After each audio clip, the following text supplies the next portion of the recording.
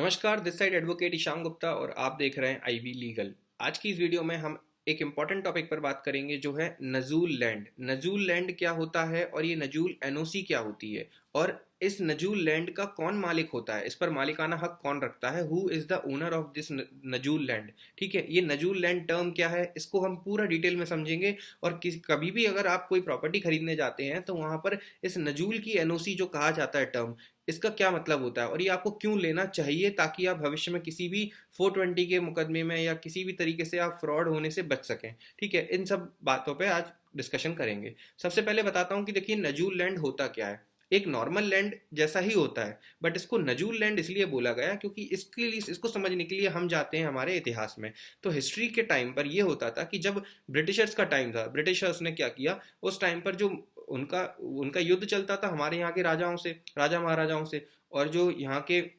Landlords थे जिनके पास बहुत सारी भूमि थी, तो उनसे ब्रिटिशर्स ने कैप्चर करी सारी प्रॉपर्टी। अब ब्रिटिशर्स ने जब सारी प्रॉपर्टी कैप्चर कर ली राजाओं से हड़प के, और जो भी वहाँ के यहाँ के जो बड़े बड़े जमींदार थे उनसे सारी ज़मीनें हड़प ली, तो उसके बाद उन्हें कैप्चर करने के बाद उनके पोजीशन में आ गई। अब ब्रिटिशर्स के पोजीशन में आई, उसके बाद आया इंडिपेंडेंस। जब इंडिपेंडेंस हो गया, हम स्वतंत्र हो गए, हमारा देश आज़ाद हो गया, तो उसके बाद वो ब्रिटिशर्स ने सारी प्रॉपर्टी किसको दे दी? शासन को दे दी, गवर्नमेंट को दे दी। अब गवर्नमेंट को दे दी सारी प्रॉपर्टी, तो गवर्नमेंट क्या करेगी उस प्रॉपर्टी का? तो गवर्नमेंट ने बोला कि देखो, अब ब्रिटिशर्स ने क्योंकि जिन जिन लोगों से कैप्चर करी थी, तो उनके पास अगर रिकॉर्ड्स हैं अपने कि हाँ ये हमारी इतनी इतनी प्रॉपर्टी थी जो उन्होंने कैप्चर करी, तो वो आके हमसे क्लेम कर लें, हम उनको वापस कर देंगे। ऐसा इंडियन गवर्नमेंट ने बोला, क्योंकि ब्रिटिशर्स ने सारी प्रॉपर्टी अब इंडियन गवर्नमेंट को सौंप दी क्योंकि हम आज़ाद हो चुके थे। लेकिन इंडियन गवर्नमेंट अब पूरा तो प्रॉपर्टी अपने ऊपर रखे, अपने पास रखेगी नहीं। तो इंडियन गवर्नमेंट ने बोला कि देखो, जिसके पास भी रिकॉर्ड्स हैं ये शो करें कि हाँ ये प्रॉपर्टी हमारी है,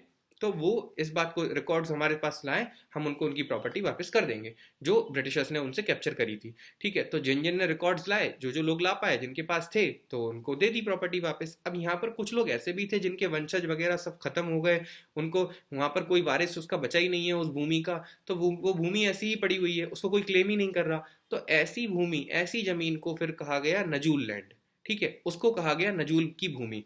अब इस भूमि का मालिक कौन होता है? तो जैसा मैंने आपको समझाया, तो अब पहले पोजीशन किसको मिला?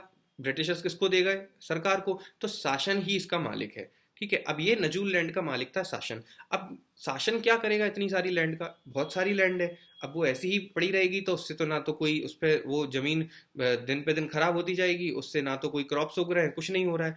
तो इसलिए सरकार ने फिर ये सोचा कि हर हर राज्य की सरकार ने ये सोचा कि ये जो नजूल लैंड है इसको उन्होंने तीन तरह से बांटा।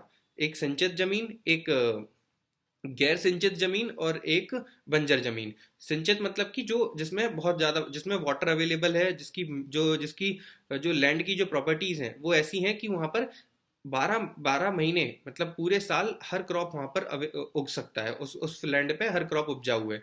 तो वो लैंड, वो हो गया सिंचित। और गैर सिंचित जमीन मतलब कि उस पर कुछ ही लिमिटेड क्रॉप्स ही हैं जो उस पर उग सकते हैं, और बंजर जमीन पे तो सिर्फ एक गेहूं ही है, व्हीट क्रॉप होता है जो उग सकता है, अदरवाइज बाकी क्रॉप नहीं उस पर उग सकते। तो उन्होंने ये तीन तरीके से उस लैंड को डिवाइड किया। मतलब गवर्नमेंट ने इस नजूल लैंड को तीन कैटेगरी में डिवाइड किया, और उसके बाद इन तीनों कैटेगरीज के लैंड को उन्होंने SC ST और OBC जो थे ना उनको पट्टे पे दे दिया। ठीक है, एक स्पेसिफाइड टाइम पीरियड के लिए उनको पट्टे पे दे दिया कि आप इस पे फार्मिंग कर सकते हैं, आप इस पे खेती करें, इससे क्रॉप्स उगाएं और अपना अपना जीवन यापन करें।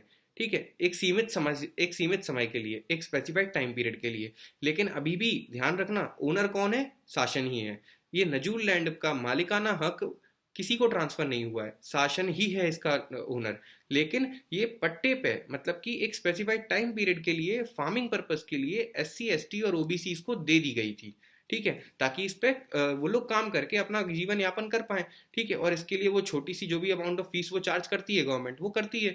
तो अब ऐसे केसेस में हम लोग कहाँ फंस जाते हैं कि हम जब कोई भी कोई बीघा में जब जमीन खरीदने जाते हैं, तो ये जो एग्रीकल्चरल लैंड होते हैं, ये एग्रीकल्चरल लैंड को हम खरीदने जाते हैं, और ऐसे केसेस में वो जो जिसके पास पट्टा होता है, जिसको जो नजूल लैंड था एक्चुअल में, वो उसके पास पट्टा होता है और वो पट्टे पे काम कर रहा होता है SC ST OBC वाला, वो क्या करता है कि उसको अधिकार नहीं है बेचने का, लेकिन वो बेच देता है आपको।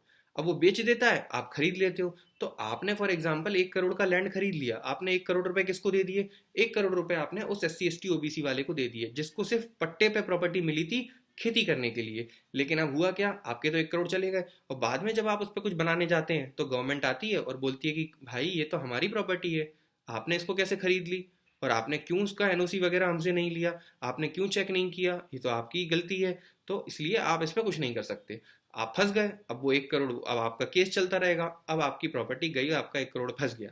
ठीक है, तो इन सब चीज़ों से बचने के लिए नजूल की NOC लेना जरूरी होता है। तो नजूल की NOC से मतलब है कि नजूल डिपार्टमेंट जो है वो स्टेट डिपार्टमेंट, जो कंसर्न स्टेट डिपार्टमेंट है, उससे आपको NOC लेनी होती है। वो नजूल डिपार्टमेंट क्या करता है, आप उसको एप्लीकेशन फॉर्म में एप्लीकेशन भरेंगे, उसका जो कंसर्न फॉर्म आता है वो आप वहाँ पर भर देंगे डिपार्टमेंट में जाके, और वो 50 साल पहले तक का इतिहास चेक करेगा कि कहीं ये शासन की तो नहीं थी। और जहां अगर वो डिपार्टमेंट सेटिस्फाई हो जाता है कि हाँ ये हमारी ज़मीन नहीं है, इससे हमारा कोई रिलेशन नहीं है, ये ना तो मतलब ये ब्रिटिशर्स के बाद से इसका कोई हमारा इतिहास नहीं है, ये इस पे किसी ने भी मतलब इस पे ऐसा ये ऐसी संपत्ति नहीं है जिस पर कोई ने वारिसाना हक क्लेम नहीं किया हो, ये हमारी संपत्ति नहीं है, तो वो NOC दे देगा। वो NOC दे देगा कि हमको इस भूमि से कोई आपत्ति नहीं है, आप अपना बेचें, लेन देन करें, जो करना है करें। तो उस NOC के बाद अगर आप खरीदते हैं तो भविष्य में ये गवर्नमेंट की प्रॉपर्टी का कभी आपको दिक्कत नहीं आएगी। लेकिन अगर आप नजूल की NOC नहीं लेते हैं तो उसमें फिर आपको आपके साथ 420 होने का मतलब फ्रॉड होने का संभावनाएं बढ़ जाती हैं, क्योंकि आपको नहीं पता, क्योंकि यहाँ पर दो ही पार्टीज एग्रीमेंट में आती हैं। रजिस्ट्री के टाइम पर बायर और सेलर ही कांटेक्ट करते हैं। अब सेलर थोड़ी बोलेगा बायर को, कि विक्रेता नहीं कहेगा कि ये भूमि नजूल की है, ये भूमि सरकार की है, इस पर हमको तो सिर्फ इस पे पट्टे के लिए दिया गया था, सिर्फ इस पे फार्मिंग के लिए दिया गया था, ऐसा वो नहीं बोलेगा। तो अगर ऐसा उसका, तो इसीलिए आपको, अगर आप क्रेता हैं, आप बायर हैं, तो आपकी ड्यूटी बनती है कि आप नजूल की NOC लें, उसके बाद ही इतना बड़ा इन्वेस्टमेंट करें। इस तरह की इंफॉर्मेटिव वीडियोस को जानने के लिए हमारे चैनल को सब्सक्राइब करें, और कमेंट सेक्शन में यस जरूर लिखें अगर आप चाहते हैं कि इसी तरह की वीडियोस मैं आपके लिए बनाता रहूं। Good bye, thank you.